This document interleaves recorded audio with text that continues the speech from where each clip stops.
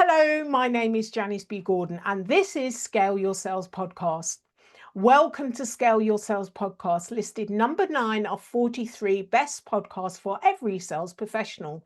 I am Janice B. Gordon, the customer growth expert and awarded RevTech strategist of 2024. In today's episode of Scale Your Sales Podcast, my guest talks about how technology has transformed the way we engage our customers, but it can never replace the human connection. He shares real-world experiences of it not working well and how it can really work well in organizations. He shares important points about how organizations can operationalize empathy, AI, and automation without it losing the human connection, and important parts of the part leadership plays. You're going to love this conversation. With over 20 years of experience in customer service, my next guest is driven by a passion to provide exceptional customer experience. His expertise lies in the intersection of technology and customer centricity. He is proud to hold the Certified Customer Experience Professional CCXP credential from the Customer Experience Professionals Association, CXPA. Make sure you connect with him on LinkedIn. Please welcome to Scale Your Sales Podcast, Tue Sottrup. Thank you, Janice. Great to be here. Thank you for the invitation. Well, it's wonderful to have you here. I'm so delighted to be talking about customer experience because for many years, maybe 5 years ago, I worked in customer experience, and it really my early kind of career in sales, I really thought we're doing it at the wrong end. It's all about us and we're pushing. Luckily, the industry is starting to come around, but they're still not quite as customer centric as I would be. So I'm often talking about sales from the outside in organization, all of that. So I'm delighted to have your expertise too here. So let me start off by delving into AI and automation. It's very, very popular terms that we have today, and it's becoming increasingly digital, automated AI. So how important is it to keep the human element alive in focus when delivering customer experience? It is extremely important. It's all about the human connection. That is how customers want to engage with brands. They want to be understood, they want to be listened to, and they want to have their problems resolved. And a lot of organizations think that they can take AI and use it as a hammer to get fewer contacts and reduce headcount, but they're doing it, like you said, from the inside out. Their main purpose is to reduce headcount, and it's not about the solving the customer's problem. And if that's your approach to it, then in many cases it fails. So it's all about understanding how AI can be used to either help agents get the answers they need or to empower the customer service agents to be better and quicker at their job. Yeah, I think that's really interesting that we're we're using it as any other tool to be more efficient and to reduce costs. And it never goes well when that happens. It never, and we don't seem to learn our lessons really. It's actually better quality. We ought to be, working towards quality in the way that using and technology can enhance and not replace human relationships. So could you share maybe in your current company an example of when this has worked well, and perhaps you know of examples where it really hasn't worked well? Yes, let's start with some of the bad examples so we can see how they can be solved. We had a couple of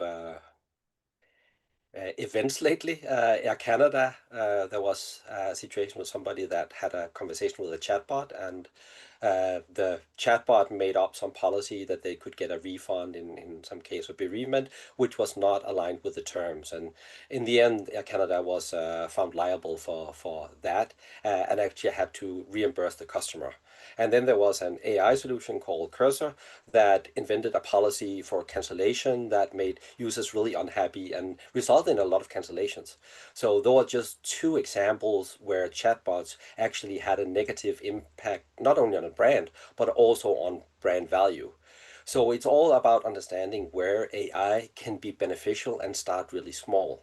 In our product at SmartRoll, we are kind of an inverted chatbot where we train customer service agents and they can have conversation in a safe environment with a virtual customer.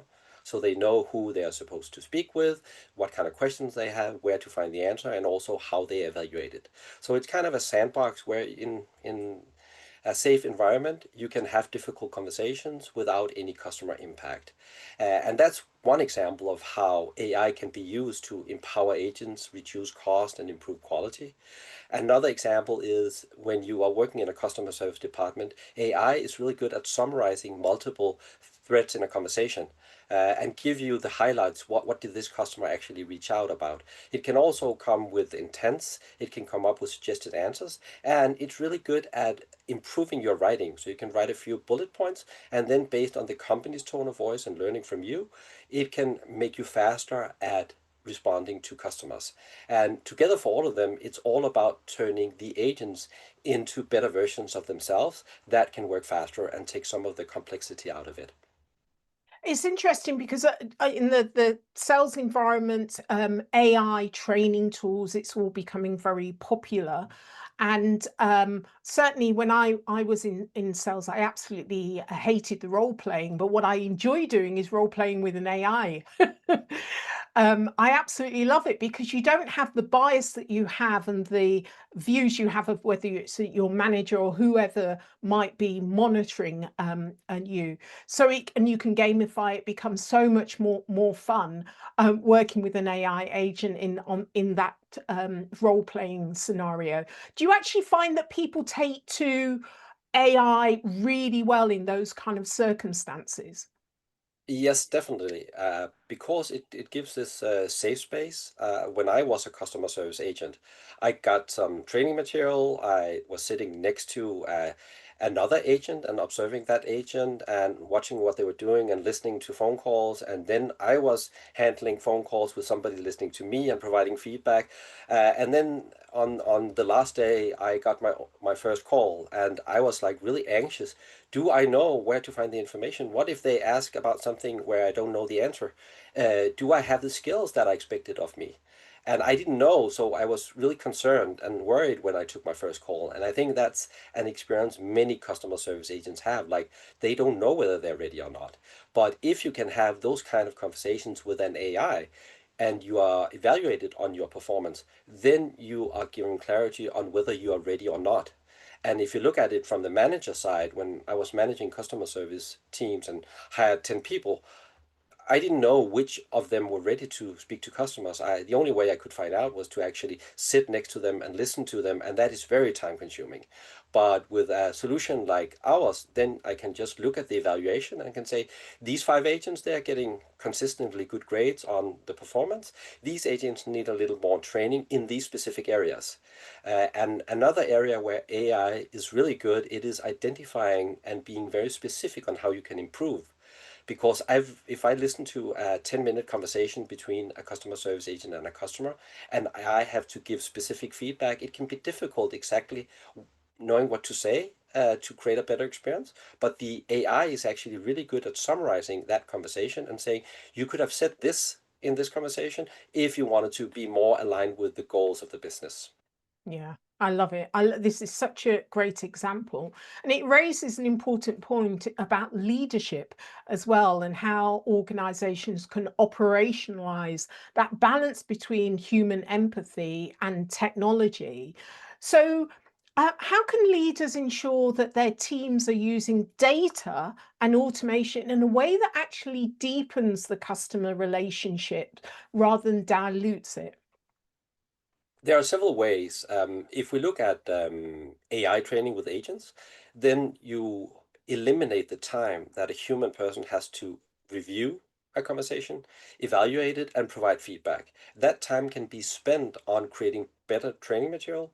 You also are much better suited to understand what areas you need to focus on in your training to deliver a better experience. So you get a lot of time back that you can invest in creating better training material and a better curriculum for new hires. So that's one area. And another area is, of course, using AI to look at all your historical conversations and understanding what is the sentiment. It can easily tell you that if you are an e-commerce business, that there's a low sentiment with this specific distributor, or there's this pricing change that is generating a lot of customer contacts. And if you work closely together with marketing, you can also say that based on the last newsletter we sent out, we got X amount of conversations and the sentiment was so and so.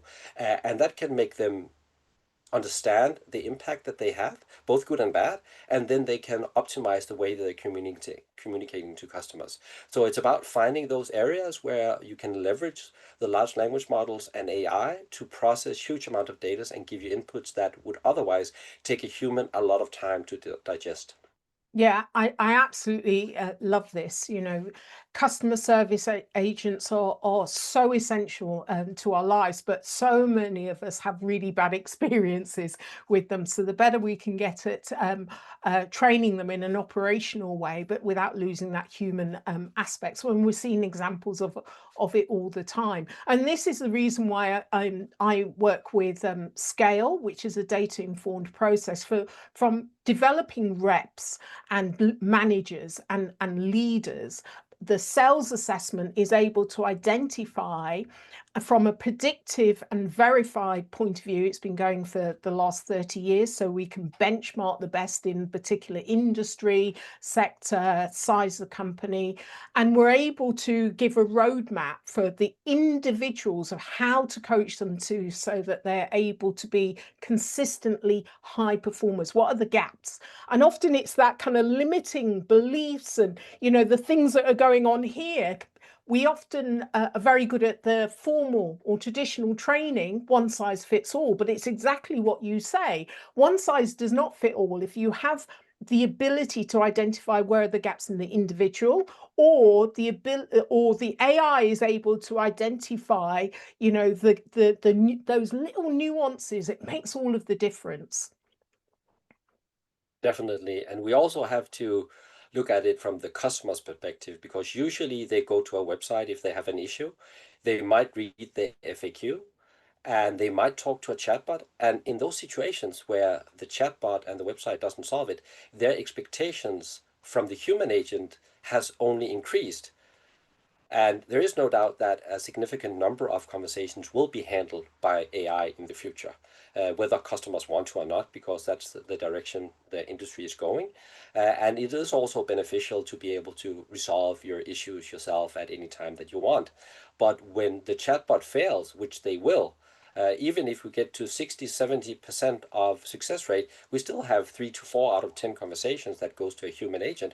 I expect that agent to be an expert in every single issue that I might have. I also expect them to be able to understand my issue and help me and guide me. And I see customer service agents turn into more of trusted advisors and specialists and experts that can ensure that I get the most value out of the product or service that I'm buying.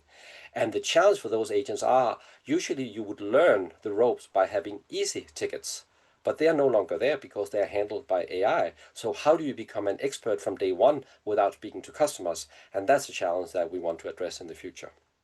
From a customer point of view, I often, you know, you're forced down the line, you can't find a human, you need to speak to a chatbot. And I would say maybe 85% of the time it fails.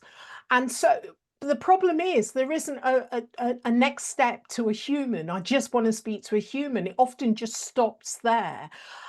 So we don't seem to have the system connected enough from my experience. I don't know what your thoughts are there. You're absolutely correct because if we look at chatbots, they have been around for 30 years and we still have crappy chatbot conversations. We thought that there was this epiphany when OpenAI came out with ChatGPT, then everything would be better. And of course, ChatGPT is better at communicating, but that's not where the bottleneck is.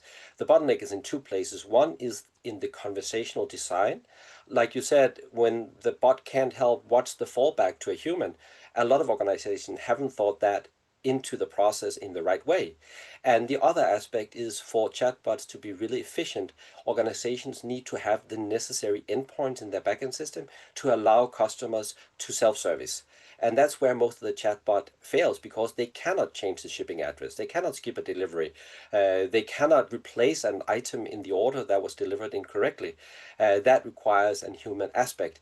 And if you look at an organization and sales, they come in and say, I want to have this feature added, and we believe it will increase our revenue by 1%. And then you have customer service coming in and say, we would like to have this endpoint for the chatbot that would reduce customer contacts by 1%. I think we all know which resources will be allocated where, and it's not going to be in customer service. And that means that organizations are still struggling with getting a seat at the table because it's just not viable for the business. They are focusing on generating more revenue. And even though we've come a long way, most customer contact centers are still seen as a cost center rather than a value center. Yeah, and it's interesting. There can be real cost savings if you do it really well, because you have more satisfied customers. They get to where they want to be much quicker. I went to a Salesforce launch of Agentforce, and they had lots of examples in the customer service arena of where it's worked really well. Well, that was their kind of case study example. So even when it is working better than the majority in the market, where are it seems to me that they still have to plan the exact routes that the customers will take to have all of the options. When will we get to a point where that isn't put into the system's able to anticipate, and maybe I'm asking too much, but anticipate and make decisions about where where it's a go, no go type thing. And if it's a no go, then it goes on to a human, so it's a lot smarter than it is. Is there going to be a time when that will happen? I don't see that happening in the near future or the long term for that matter. Unfortunately, I wish it would be like that, but there are too many legacy systems. There are too many old ways of working that organizations are struggling to change. And it will require a fundamental shift that I don't see organizations are willing or able to do anytime soon. So is there a real opportunity in, rather than the legacy and the legacy organization, that's what's holding them back from really utilizing the technology and the capabilities. So then we often look for entrepreneurial new startups that disrupt a industry or sector. Is that where, if it is going to happen, that's where you see it happening? Yes, I believe that there will be some startups that have some kind of agentic AI that can understand the intent and have a better way of communicating with a lot of different legacy backend systems.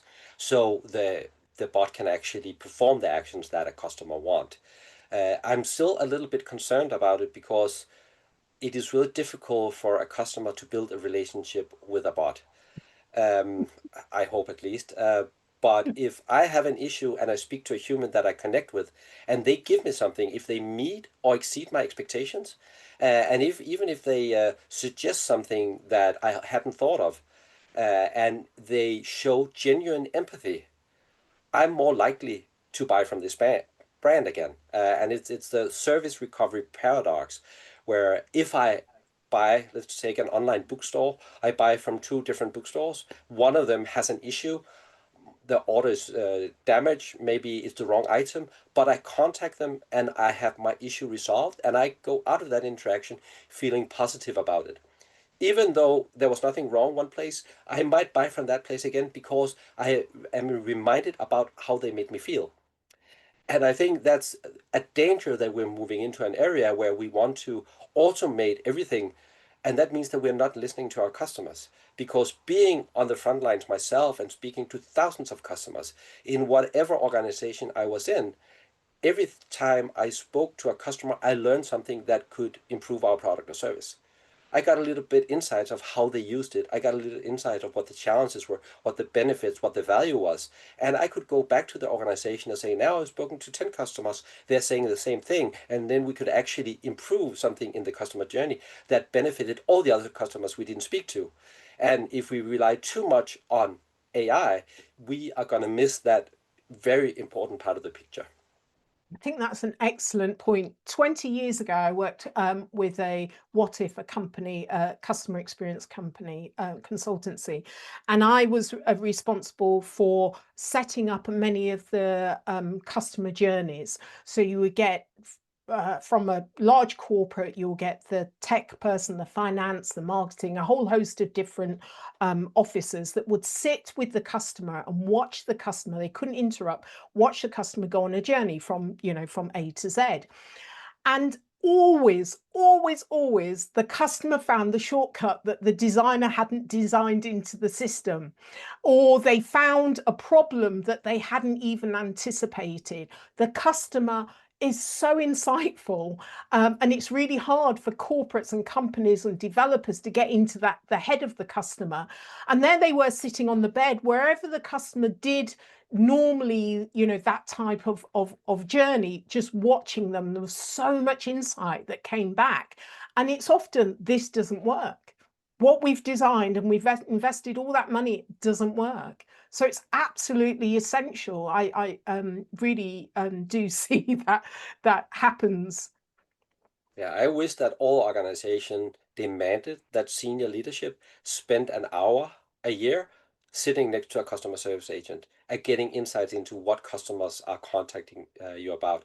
I worked for a number of years at a phone company, and they had a lot of challenges. And to turn things around, they demanded that everybody, all the way up to the CEO, was sitting next to agents in customer service to listen to phone calls and hearing what the customers were saying.